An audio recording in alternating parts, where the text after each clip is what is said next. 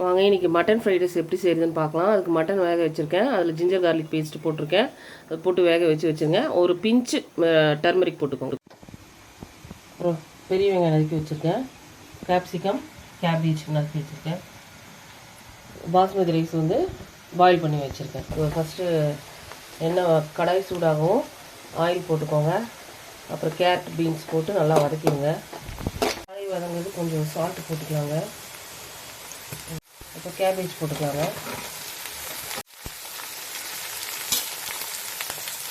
Onion போட்டுக்கலாங்க. போடலாம்.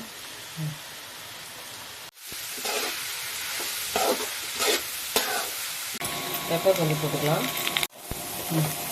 கொஞ்சம் வதக்கிக்கலாங்க. போட்டுக்கலாங்க. நல்லா வதக்கிக்கலாங்க. ரைஸ் போட்டுக்கலாங்க. கிண்டிக்கலாங்க. ரைஸ் போட்டு நல்லா கிண்டிக்கலாங்க. சூப்பரான மட்டன் ஃப்ரைட் ரைஸ் ரெடி.